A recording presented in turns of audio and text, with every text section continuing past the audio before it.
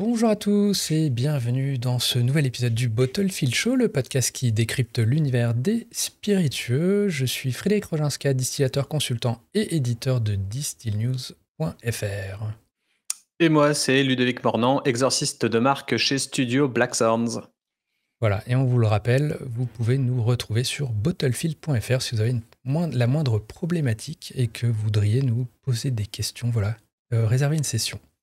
Yes. Voilà, je te propose, dans la continuité de ce qu'on a fait la semaine dernière, on s'est interrogé un peu sur les réseaux sociaux, le digital, un peu les datas qu'on avait sur tout ça, bref, les avantages des réseaux sociaux, qu'on aborde cette semaine, peut-être un côté un petit peu plus dark, parce que voilà, quels sont plus les défis en pratique, quels sont les inconvénients aussi.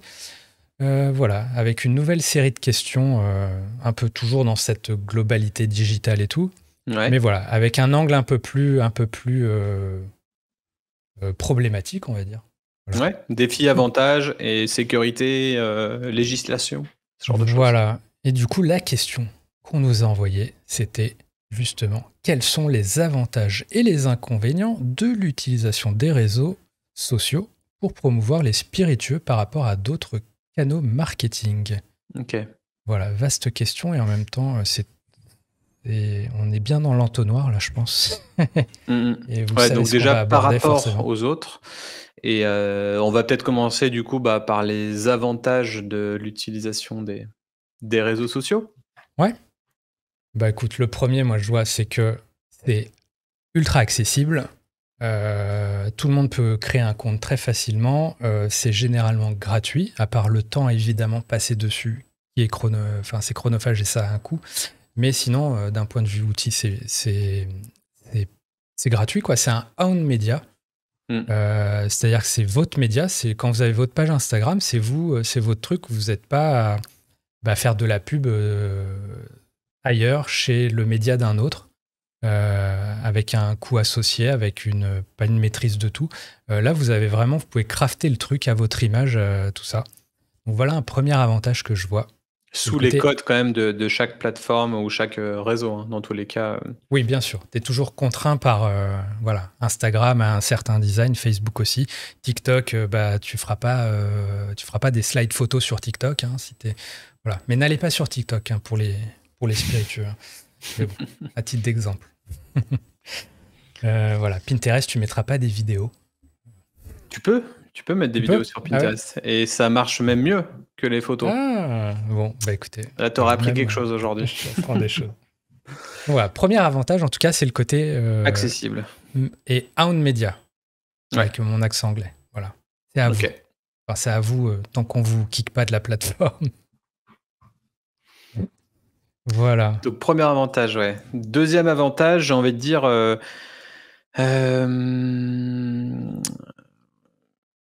moi, je verrais un avantage limite concurrentiel.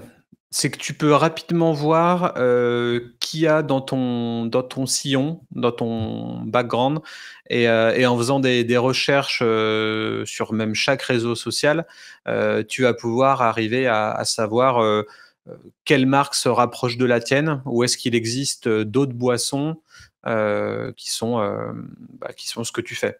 Donc, si je sais pas, si tu fais un spiritueux africain, par exemple, tu peux taper ça sur Insta, sur Facebook, peut-être sur LinkedIn aussi, et tu vas pouvoir arriver à trouver s'il y a de la concurrence derrière.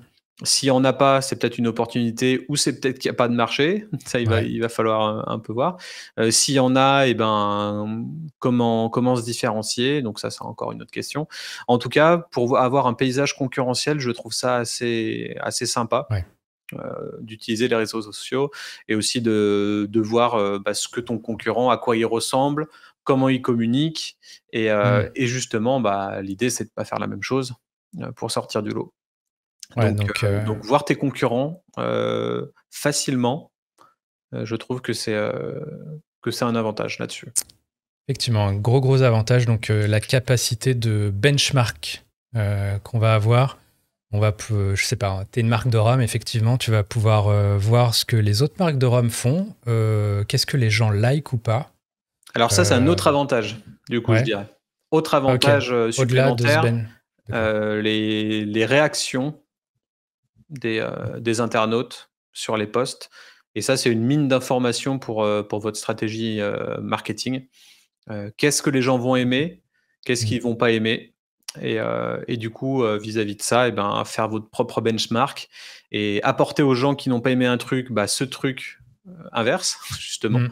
et tout ce qu'ils ont aimé, bah, faire à minima pareil et là, ça va vous permettre d'avancer dans votre, strat. Donc pour moi, les gens, ils lâchent tout sur internet. Il y a aucune retenue donc il y a qu'à honnêtement, il y a qu'à chercher et vous avez plein d'infos très rapidement, sans rien payer.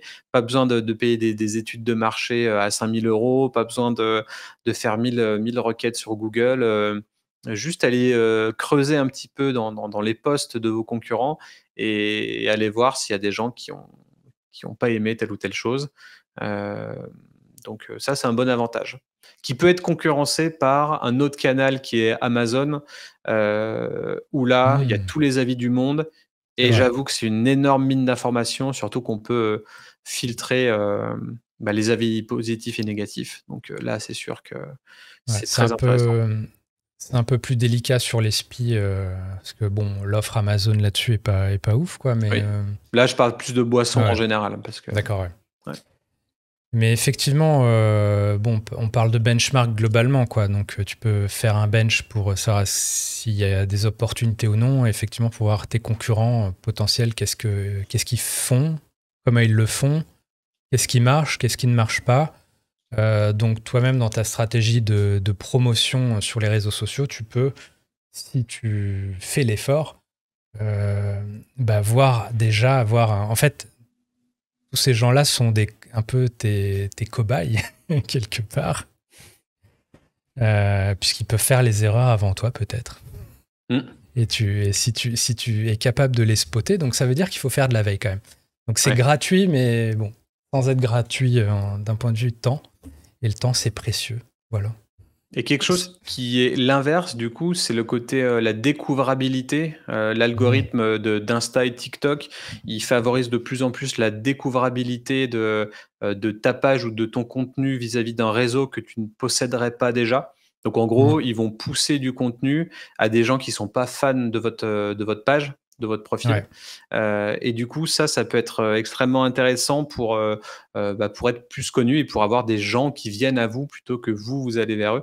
Donc l'algorithme de découvrabilité, ça peut être ça peut être un peu les 2 pour le coup. Ça peut être un avantage pour le fait que, bah, personne vous connaît et en fait, sur les réseaux sociaux, bah, il y a du monde et ils sont là pour scroller et Ouais. ils y passent des heures et du coup, ça, c'est du pain béni, versus, une newsletter et toi, tu sais très bien, où tu dois travailler, à fond pour créer ta propre, mailing list, quoi. Oui, la découvrabilité est un peu plus compliquée, sauf si t'es sur des plateformes type Substack, Beehive ou quoi, où ils suggèrent justement, un peu comme quand tu t'abonnes à un compte sur Instagram, ça te suggère des comptes un peu similaires. Mmh. T'as ça aussi dans les newsletters, mais bon, c'est sur certaines plateformes seulement. Mais effectivement, oui, la découvrabilité, c'est un avantage monumental. Dès que tu crées un compte, potentiellement, tu vas pouvoir peut-être récolter quelques premiers followers de manière organique sans avoir rien demandé, juste parce que tu auras bien décrit ton compte, quoi. Ou parce que toi-même, tu auras interagi avec d'autres contenus similaires à ce que tu vises. Mmh. Donc voilà. Euh, donc ouais, on a vu le côté bench, on a vu le côté accessible, earned media et tout. Un autre avantage que je verrais, c'est l'inspiration et pour moi, c'est un des Hmm. principaux avantages. Ouais. L'inspiration à toute heure, tous les jours, à toutes les secondes, c'est un foisonnement, hein, sur Instagram, sur, Behance qui est aussi un réseau social de plus de créatifs, mais il y a énormément de beaux projets et j'en relaye, quasiment tous les jours sur LinkedIn. Pinterest qui est aussi très présent. Donc en termes de veille, branding et packaging design, c'est vraiment une mine d'or, hein. Hmm. Et souvent, c'est quelque chose dont je parle avec mes clients. Je leur dis, bah, pour faire un mood board de ce à quoi, pourrait ressembler votre marque, allez vous inspirer sur Pinterest, Instagram et sortez-moi des photos qui pourraient, évoquer votre future marque, etc. Donc, on l'utilise vraiment hein, comme outil d'inspiration. Donc, ça, c'est un énorme avantage, hein, forcément. Voilà. Mais du coup, il n'y a que des avantages. Que des avantages aux réseaux sociaux. Alors, Non, inconvénients. absolument pas. Premier inconvénient, c'est que ça reste. Je parlais de down media, mais en même temps, j'introduisais ça aussi, c'est que tu restes sur une plateforme privée qui ne t'appartient pas, dont tu ne fixes pas les règles, dont tu ne maîtrises pas l'algorithme. Donc ça a plein d'avantages pour promouvoir et tout, mais en même temps, tu es un peu enfermé dans un espèce dans une plateforme que tu ne maîtrises pas totalement, dont les règles peuvent changer du jour au lendemain. Et elles changent. Et très vite, cas, ouais. et tout le temps. Donc, tu es tout le temps obligé de t'adapter, de tout le temps te mettre à jour sur, OK, c'est quoi les nouveaux formats qui fonctionnent, est-ce qu'il y a, je sais pas, une fréquence de publication à respecter potentiellement, est-ce qu'il faut faire ci ou pas ça, tu vois. Donc, premier des avantages, c'est que tu as beau avoir ton profil, en même temps, c'est pas à toi. On parlait juste avant de newsletter. Quand quelqu'un s'abonne à une newsletter, je peux changer de provider pour mes emails. J'aurai toujours ma liste d'emails. Vous faites sauter, vous faites pirater votre compte Instagram. Écoutez, si vous aviez 10 000 followers, 20 000 ou quoi, en fait, au revoir, quoi. Ou même des sauts des sauts de connexion, hein, c'est arrivé quelquefois hein, sur plus Insta pendant quelques heures ou Facebook, enfin bon, ça arrive très peu, mais quand ça arrive, c'est le drame international. Donc ouais, le but c'est vraiment d'arriver à posséder votre micro-communauté et de ne pas dépendre sur une plateforme de réseau social pour happer et garder vos consommateurs, quoi. Et pas mettre tous ses œufs dans le même panier. Je reviens juste sur un avantage juste avant qu'on n'a pas évoqué, c'est que ce qu'on évoquait dans l'épisode d'avant, c'est tout le côté data machin qui te permet justement de cibler au mieux tes consommateurs. Donc pour promouvoir, c'est un avantage qui est absolument monumental. Qui est probablement le plus important. Notamment Facebook qui est le meilleur, je crois, pour cibler, et LinkedIn qui est pas loin derrière, qui est très bon aussi. Les deux sont très performants. Donc là, clairement, les autres canaux ne permettront pas ça, si ce n'est qu'ils ont une audience particulière et que voilà, forcément, si tu fais de la pub dans tel ou tel journal, tu sais qu'il attire tel ou tel type de lecteur. Mais ça ne sera pas aussi du fine-tuning comme on peut le faire sur les réseaux sociaux pour le coup. Mais ça sera moins invasif. Enfin, en tout cas, ça sera moins perçu comme étant invasif aussi, parce que souvent, les pubs, c'est des pubs sponsors, et la sponsor, c'est jamais forcément très bien vu. Et en pour même les réseaux temps, sociaux, tu veux dire? De quoi? Moins invasif sur les réseaux ou dans les autres non, canaux? t'es moins invasif sur des pubs que tu pourrais payer, sur des encarts, sur des magazines et tout. Ça fait plus partie de ce qu'un acheteur de magazine, il s'attend à avoir des A4. Ouais. Tandis que quand on est poussé du contenu sponsorisé dans son feed, dans maintenant ses messages aussi Insta, quand ça arrive jusqu'à ta messagerie, tu as tendance à dire putain, je suis sans cesse bombardé.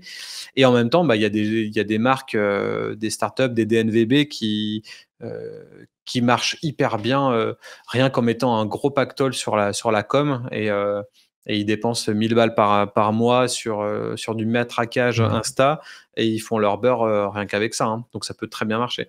Mais là, on n'est pas dans le cas des spiritueux, où même toi, tu avais essayé aussi de pousser quelques notifs, je crois, et qui voulaient pas. Là, on peut se heurter à pas mal de règles législatives. Exactement. On va y arriver, mais je pensais à ça, que c'est qu'effectivement, donc c'est très facile de lancer des pubs, de faire de la promo et tout. Et en même temps, l'inconvénient, c'est qu'il y a énormément de bruit. Les gens sont ultra sollicités. Ils ont tous les 2 posts, limite, ils ont une pub. Il y a un concurrent à toi qui fait de la pub. Donc, c'est en même temps très dilué dans une masse, dans un bruit ambiant. Et voilà, et une fois qu'on a vu tout ça, effectivement, on va dire, le plus gros inconvénient, mais là, je sais pas si c'est vraiment relatif aux réseaux sociaux, c'est juste par rapport à notre industrie, c'est qu'effectivement, tu te confrontes à la loi Evin.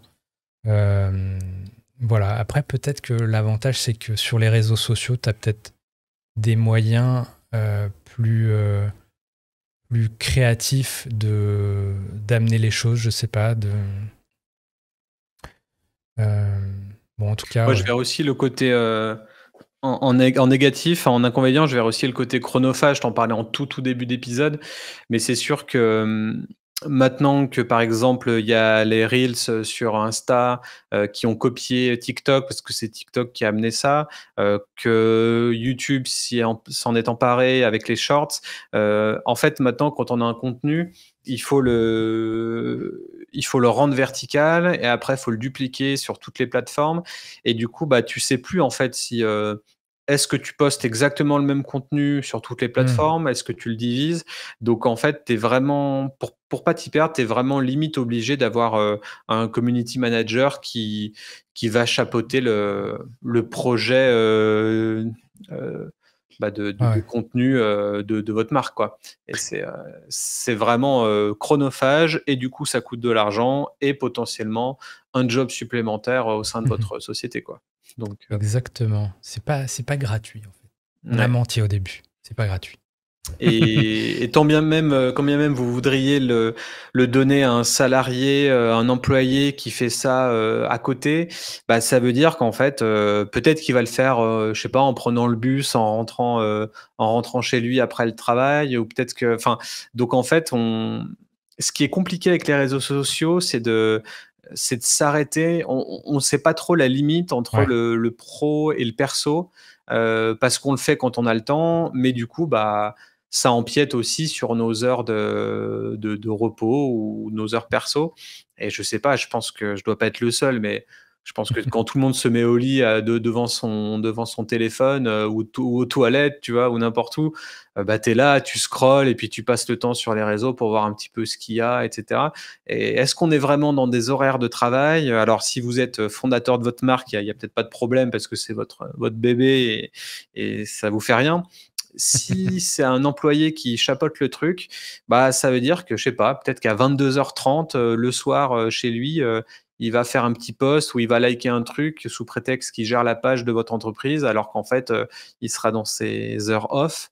Donc, j'avoue que j'ai aucune idée de comment fonctionne, chaque personne avec ce concept-là de publication, Bon. donc, Normalement, après le travail, tu t'arrêtes. Mais bon, ah bah, ouais, effectivement. mais Et pas si sur les on réseaux, hein. a. Les réseaux, c'est 24/24. Mais voilà, donc ça nous amène à l'autre question, un peu la continuité de tout ça, c'est quels sont les défis auxquels les marques sont confrontées lorsqu'elles utilisent les réseaux sociaux pour leur marketing et comment peuvent-elles les surmonter? Donc les défis, on a évoqué un, c'est effectivement les réseaux sociaux, c'est H24, 7 jours sur 7. Les réseaux sociaux ne partent pas en week-end, hein. Mmh. Donc c'est aussi des opportunités de communiquer avec les gens dans ces moments-là de convivialité et potentiellement qui peut être très intéressant quand on a des marques liées à ça. Maintenant, pendant effectivement le défi, c'est que il faut y passer du temps. Et puis on est confronté à la loi Evin, qui est le défi numéro 1, je Défi pense. numéro 1 ou peut-être le dernier vu qu'après c'est la question suivante, il me semble. Ouais. Peut-être qu'avant ça, alors tu voulais Hmm. parler de la loi E20 ou tu voulais qu'on l'utilise en dernier ressort? Non, bon, on brainstorm, hein, On j'avoue. brainstorm, ouais. Heu, Parce qu'en défi, j'ai envie de dire, moi, quelque chose que j'entends beaucoup et des questions qu'on pose souvent, c'est comment je communique sur les réseaux sociaux. Donc le premier défi, c'est le truc tout con, c'est en fait, tu as une page, mais tu fous quoi dessus, quoi? Ouais. Et ça, c'est le truc, qui fait peur à tout le monde et comment ne pas se répéter, comment avoir, un design system qui fonctionne de post en post ou de story en story. Et ouais, ça a trait à toutes les plateformes, quoi. Combien de fois poster, enfin ça on le disait, au final ça fait partie des inconvénients. Au final, on va peut-être ressasser les inconvénients en parlant de défis. Mais pour moi, les inconvénients, c'est Bah, plus lié à la faut... plateforme en elle-même. Ouais. Le défi, c'est vraiment quels sont les obstacles. Et pour moi, les gens ne comprennent pas vraiment les réseaux sociaux et ils n'ont pas de temps à y allouer. Et du coup, ils se demandent quel message ils vont mettre. Donc après, Mm. ça génère du marketing, des fois qui est un peu poussif, des fois qui fait du greenwashing et des fois qui est très bien géré. Donc ça dépend. Mais en tout cas, en termes de défis, moi je dirais le messaging et la communication rédactionnelle, c'est un des premiers. Comment faire des posts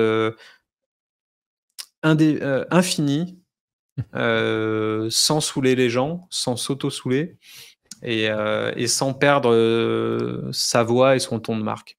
Bah, C'est on a introduit juste avant dans les avantages une manière de surmonter ça justement. C'est que tu as accès à un benchmark géant. Tu peux aller regarder ce que font les autres. Tu peux aller voir ce qui marche. Et du coup, en fait, ce défi-là que tu décris, finalement, on peut le surmonter en prenant le temps justement d'aller voir qu'est-ce que font les concurrents, comment ils s'en sortent, qu'est-ce qu'ils publient, quels sont les sujets qui fonctionnent. Et après, on peut emprunter des idées à côté aussi, les adapter à mmh. sa sauce. Euh, Et après donc ça voilà. fait venir des tendances aussi. Et j'avais lu un article sur les tendances graphic design et compagnie. Et une des tendances, c'était une tendance négative parce qu'on parle souvent des tendances, mais on met jamais des adjectifs positifs ou négatifs vis-à-vis d'une tendance. On dit Hmm. souvent le truc qui va arriver, ça va être ça, mais on n'apporte pas trop de jugement. On dit juste ça va Ah venir. oui, Et là, dans les c'est tendances passif. négatives qui apparaissaient vis-à-vis de l'utilisation excessive des réseaux sociaux, c'était la fatigue visuelle. Mais pas forcément fatigue, c'était la fatigue de la redondance des contenus qui étaient copiés. Mhm. Page après page, profil après profil. Ah, Au final, tu t'inspires, tu finis par faire la même chose inconsciemment, et puis quelqu'un d'autre s'en inspire, et puis en fait, tu finis par voir une trend qui est vraiment là, mais qui devient fatigante et lassante. Il y a une école qui va dire bon bah ok, il y a ça qui marche, du coup je vais faire ça, des typos folles, illisibles ou choses comme ça, tu vois par exemple. Et à côté de ça, tu vas vouloir dire non, je me démarque ou moi je suis aucune règle et je suis pas tributaire des tendances. Du coup, je fais mon truc et du coup, peut-être que ça marche moins parce que ça fait pas partie des tendances. En tout cas, dans les défis, je dirais attention à la fatigue visuelle et au copiage redondant euh, de l'inspiration que ça nous apporte. Donc, en gros, c'est Angers Démon dans la même plateforme. Après, C'est complexe. après, je dirais qu'il faut pas perdre de vue que hmm, quand tu publies avec les algorithmes et tout, les gens ne voient pas tout ce que tu fais en réalité. Ils voient rien Euh, même. C'est ouais. ça qui est dur. Il Il y a fait, 2% de tes gens qui voient le truc. ce qui fait que toi, en étant centré sur ce que tu fais, tu peux avoir le sentiment de te répéter et tout, mais ça veut pas dire forcément que les gens, eux, ils le voient 10 fois de suite.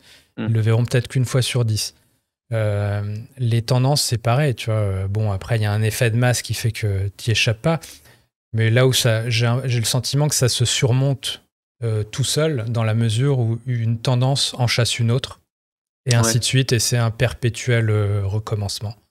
Mm. Voilà. Après, comment surmonter tout ça là, sur la création de contenu? J'ai un tips incroyable, c'est vous vous abonner à distinews.fr. Vous avez accès à une veille incroyable et ça vous inspirera plein de posts et tout, plein d'idées, plein de trucs créatifs. Voilà. Bonne idée. Ouais, non, j'avoue. Comment surmonter ça? Ouais, il y a plein de tips autres que Disti News, qui en est déjà Non, un c'est le très bon. seul. C'est le seul. Non, c'est le seul. Ok, question suivante alors. Voilà, bon, c'est ce qu'on introduisait juste avant. C'est Juste un tip ouais. supplémentaire que je dirais. Alors, ça va pas être un call to action vers un des trucs que j'ai écrit. Ça serait peut-être ce que tu disais juste avant. Répéter 1000 fois. Et j'avais lu des trucs comme quoi il fallait poster au moins 7 fois le même post Ouais. avant qu'il soit vraiment vu par tout le monde. Hésitez pas, moi je le fais énormément, peut-être que vous l'aurez vu ou pas, sur Super Potion et sur Studio Black Sounds.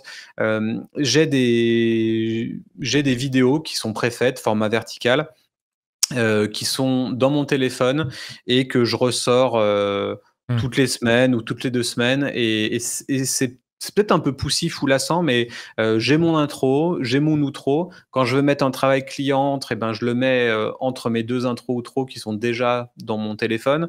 Mes livres, mes e-books, bah, j'ai pareil des différentes stories qui sont préformatées et que je poste, je sais pas, toutes les 2 semaines. Et en fait, c'est peut-être poussif et peut-être que j'en fais chier certains, à toujours que ce soit le même truc des fois. Mais en fait, il y a énormément de gens et même mes propres potes qui savent toujours pas ce que je fais dans la vie et que j'ai des podcasts et que j'ai donc en fait, c'est fou. Les gens passent d'une story à l'autre de manière vraiment robotique et Hmm. sans faire vraiment attention aux choses. Donc en fait, répéter au bout d'un moment, bah, ça finit par s'inscrire petit à petit et un truc qu'on veut vendre ou un truc qu'on veut une valeur qu'on veut évoquer ou une mission qu'on veut aborder et ben, hésitez pas à régulièrement, minimum tous les mois, à la rebalancer, et que ça soit visible, quoi. Et Hmm. donc être poussif sur les réseaux sociaux, honnêtement, c'est pas de trop. Voilà. Voilà. Donc, répétez cette fois. Donc, abonnez-vous à distinews.fr. Voilà, encore 4 fois et, et peut-être ça va marcher. En savant. Bien joué. Voilà, donc on est arrivé à la dernière question, il me semble, de cette petite double session, Mmh. qui est comment les marques peuvent-elles créer du contenu attrayant sur les réseaux sociaux tout en respectant les règles strictes en matière de publicité pour les boissons alcoolisées. Donc j'introduisais juste avant le fait qu'un des principaux défis, c'est évidemment dans notre industrie la loi E20. Ouais. Et bah la question c'est comment on surmonte ça justement. Quand on est en Euh, France, c'est compliqué, hein. Alors déjà, enfin, sachez que si vous faites un produit qui a vocation à être exporté dans un autre pays que la France et que vous le brandez comme étant spécifiquement fait pour ça et du coup que vous parlez en anglais dessus, là, à mon sens, il faut demander à un avocat, mais à mon sens, vous pouvez, pallier à la loi E20. Elle ne s'applique pas vu que le produit ne sera pas distribué, en France et que le marketing que vous faites autour n'est pas ciblé vers la France. Par hmm. contre, il faut arriver à le prouver que limite dans les ciblages, vous avez exclu la France de telle ou telle chose. Enfin, moi, j'avais travaillé pour 2-3 marques qui avaient fait ça spécifiquement. Et on avait une page Instagram où on parlait en anglais. Le produit était distribué aux États-Unis et on y avait échappé. Enfin, il n'y avait pas de donc à voir. Après, on n'est pas avocat, hein, donc ça sera pas ceci n'est pas un conseil financier ou Conseil d'avocat. légal. Mais en tout cas, Euh, si vous ciblez quelque chose d'autre que la France, déjà, la loi E20, possiblement, on peut y échapper, je pense. bah, de toute façon, la loi E20 elle concerne la France. Donc, dès lors que tu t'adresses à une audience qui n'est pas française majoritairement, que tu t'exprimes potentiellement en anglais et tout, bah, tu es dans un autre. Et que tu es évidemment distribué ailleurs. Mmh. Euh, Mais ça ça doit. je le dis, alors ça peut paraître peut-être bête, hein, mais je le dis parce qu'en fait, c'est pas parce que vous êtes en France que vous pouvez pas forcément, cibler des pays limitrophes francophones, mais qui parlent quand même bien anglais et au final, je sais pas, peut-être, cibler, ouais, UK, Espagne, Italie, Suisse, Allemagne, graviter autour de la France sans exporter en France. Hmm. Ça peut être, une niche, comme une autre, hein, dans une création de marque, c'est pas parce qu'on est en France qu'on est obligé de cibler la France et ça m'est arrivé d'avoir des clients qui voulaient justement créer des marques pour les exporter directement, donc ça arrive. Donc voilà. Bah, Ensuite, c'est plus simple, hein, clairement. ouais, c'est clair et c'est Moi, plus funky et sexy aussi, hein, je de dirais créer une marque sans ça. la limite, c'est que tu puisses justifier que ton audience n'est pas française. Mmh. Voilà. Mais si dans vos data, vous avez 80% de Français et que vous, vous essayez d'expliquer que vous adressez pas aux Français, non. Ah non, c'est clair, ça marche pas. Ça marche pas. Mais en tout cas, c'est clairement un truc que moi je vois de plus en plus, et clairement, c'est forcément motivé par ça, de marques françaises qui ne s'expriment plus du tout sur les réseaux sociaux en français. Voilà. Qui ont pris le parti de tout faire en anglais, d'avoir une com en anglais adressée à des anglophones, adressée à l'international, parce que y a des bars et des consos partout dans le monde. Et, Ah ouais, en marque française? Ouais. T'auras un exemple là ou... Tu regardes Whisky Bellevoix, tout est en anglais. Tu regardes chez Maison Ferrand, Plantation, tout ça, c'est toute la com est en anglais parce que ils sont distribués à l'international. Ils s'adressent finalement à l'international. Et je pense que pour des marques comme ça, des groupes qui ont cette aura et qui ont ce réseau de distribution à l'étranger, la France ne représente... C'est peut-être un marché totalement secondaire qui représente peut-être que 5% de ce qu'ils font, quoi. Mais est-ce qu'ils en profitent pour communiquer d'une manière où ils n'auraient pas le droit en France? Ou pas plus que ça? Parce que là, c'est ça le but, c'est comment s'en dépatouiller. En fait, je pense qu'à ce niveau-là, c'était sorti du marché français, en fait, tout simplement. C'est pas... Non, je suis pas en train de dire qu'ils sont en train de faire les petits filous. Non, pas du tout. C'est juste que... En fait, ce que je dis là, finalement, peut-être de manière pessimiste, c'est que peut-être tu peux pas vraiment contourner, en fait. Soit tu as une stratégie à l'international qui est claire, parti pris comme ça, et tu te dis, bon, tant pis pour la France. Pour moi, c'est plus ça. Hein. C'est l'un ou l'autre, mais c'est pas... Et tant pis pour la France, mais et dans le le cas français... Le mi-chemin, c'est le podcast que j'ai fait avec Camille du Filtre, où c'était plutôt explicite sa manière de s'exprimer, et j'ai aimé la franchise de son propos, et l'épisode est super intéressant. Donc Super Potion avec le filtre, c'est dans les derniers, et pour le coup il prenait le parti pris, vu que ça reste une petite start-up, alors petite je sais pas, mais en tout cas vu que ça reste une start-up qui ne fait pas encore des méga maxi volumes, il prenait le parti d'aller sur l'hédonisme et responsable. Donc, il y a beaucoup de posts LinkedIn où ils mettent en avant la fête, donc l'hédonisme sous forme de fête, de teuf, quoi. Et du coup, il y a beaucoup de posts qui montrent des gens en train de danser, en train de faire la fête, etc. Alors, je sais pas s'il y a des posts où ils font la fête et ils montent des drinks, ou si c'est toujours ils font juste la fête, et après il y a un post où il y a des drinks, et après un post où ils font la fête.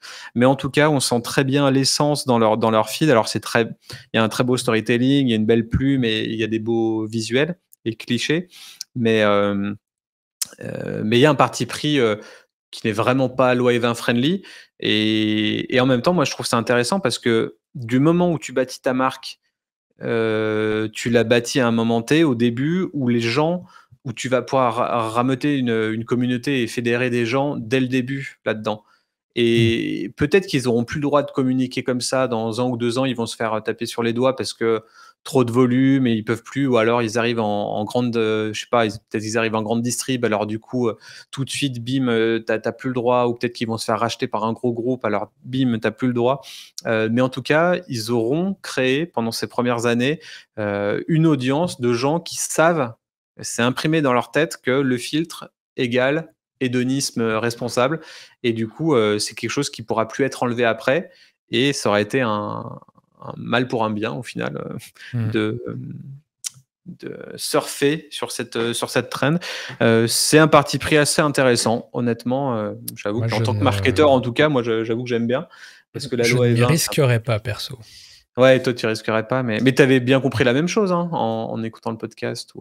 Ouais, mais je sais pas, pour moi, c'est très touchy pour le coup. Donc, je sais pas, comment créer du contenu attrayant, en fait, on va dire que par définition, on peut pas. Tu n'as pas le droit de faire du contenu attrayant. Voilà. Sauf si les données objectives de ton produit sont attrayantes, mais Bah, moi je dirais ça passe par le branding, hein. Le côté voilà. attrayant, niveau messaging, tu peux pas énormément, sinon c'est quoi? C'est des jeux de mots, c'est des trucs un peu ringards. Toutes les pubs de bière, c'est toujours un petit peu ringard, hein, honnêtement. Enfin, ou alors c'est un whisky qui a du caractère, une bière qui a des valeurs. Enfin, en fait, c'est des phrases qui veulent rien dire, quoi. Et j'avoue qu'en termes marketing, on peut jamais trop se faire plaisir. Donc, contenu attrayant, c'est un beau packaging design, un beau site web, des choses peut-être modernes avec des belles couleurs, une belle palette, une très belle Hmm. typographie. Peut-être qu'une typographie custom, c'est un moyen d'être attrayant, même avec un message un peu chiant. Euh, mais Je sais ouais, pas. Dans c'est les compliqué. couleurs, je sais pas si les couleurs.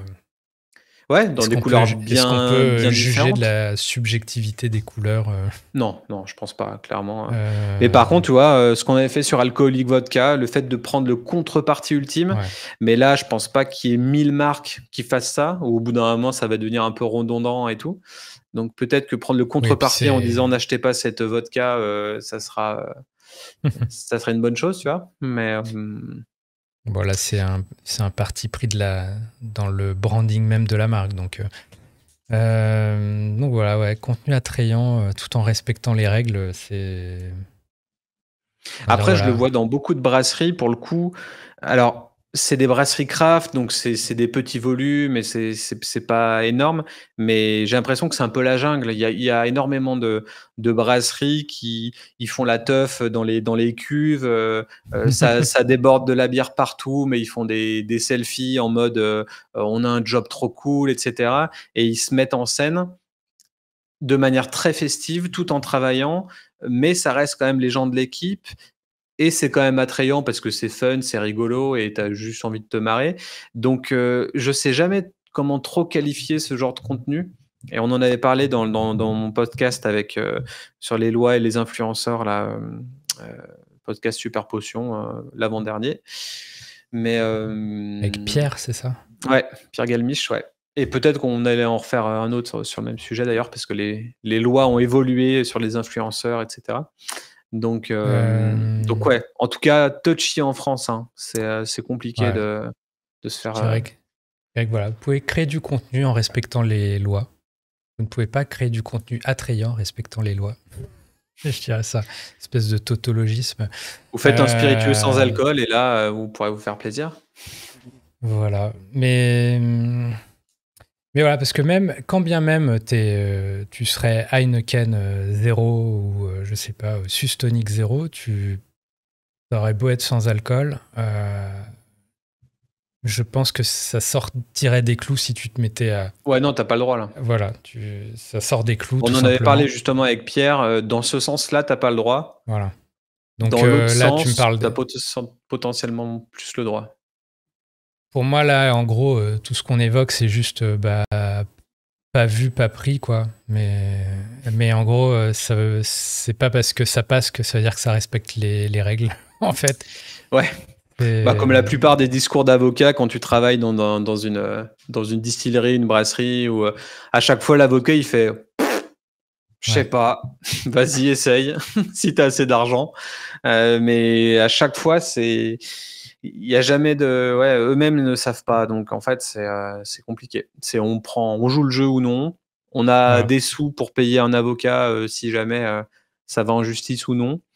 Donc je dirais peut-être essayer d'avoir aussi, si vous créez une marque qui n'est pas encore assez créée, la manière d'être, attrayant et c'est aussi une trend en ce moment, c'est des noms qui évoquent direct quelque chose de cool. Alors, encore faut-il que ça passe dans la loi Evin, parce qu'il faut pas que ça évoque des sentiments trop, nanani nanana. Mais on peut être attrayant avec un naming très sympa, peut-être court, peut-être, fou, peut-être qui n'a aucun rapport avec les spiritueux. Donc, si vous voulez être un peu différenciant, peut-être essayer de Hmm. partir dans cette donnée-là, d'arriver avec direct un nom qui change la donne, sans évoquer des émotions positives ou négatives, hein. Mais il y a peut-être un truc là-dedans, tu vois. Hmm. Bon. Tips de designer. Voilà, moi, à part lâcher l'affaire avec le marché français, je dirais je m'y risquerais pas. Hein. Ouais, cibler les Belges. Voilà, et encore, enfin. En fait, le souci, c'est que quand bien même tu fais ça en anglais et tout, je pense que si tu devais justifier de ton audience, c'est ça qui compte en fait. C'est qui reçoit le message. Et on parlait de data avant, bah finalement tu les as les data. Si tu t'exprimes en anglais, mais quand la réalité c'est que 80% de tes followers sont français, ce sera dur à justifier quoi. Je me demande avec le temps si les lois vont pas s'assouplir plutôt que se durcir, parce que on va arriver dans une génération où les gens boivent moins d'alcool qu'avant. Et bizarrement, j'ai l'impression que France Addiction ou Addiction France, je sais plus quel sens, essaye de durcir beaucoup plus les choses, alors que les tendances des nouvelles générations vont d'elles-mêmes à la baisse. Et j'ai du mal à comprendre du coup ce cheminement. Et pour moi, c'est pas en interdisant que les choses se résolvent d'elles-mêmes. Pour moi, c'est pire. En interdisant, tu t'incites beaucoup plus à la consommation de manière psychologique. Donc, je sais pas. Bon, on va peut-être conclure là-dessus, mais j'aurais tendance à penser que justement, parce que les modes de consommation changent, ça peut être interprété comme le résultat de toutes ces actions. C'est-à-dire finalement, c'est les jeunes boivent moins parce qu'on a fait toutes ces campagnes, parce qu'on a fait tout ça quoi, pour interdire, pour limiter, voilà. Donc en gros, on va toi, tu pourrais l'interpréter, les gens boivent moins, donc régulons moins. Et de l'autre côté, on va te dire, non, les gens boivent moins parce qu'on a régulé plus. Voilà. Non, ça se tient aussi. Non, j'avoue que on ne saura pas le fin mot de l'histoire et qu'on n'incite pas les gens à boire, hein, pas du tout. Non, voilà. Je bois de l'eau depuis tout à l'heure. Pareil. Ouais, il fait chaud en plus. Bah voilà, en tout cas, le La messe débat est est dite. ouvert. Voilà. N'hésitez pas à commenter, à nous dire ce que vous en pensez. Et on vous dit à la semaine prochaine. Yes, Voilà. carrément. Allez, ciao, ciao. Ciao, ciao.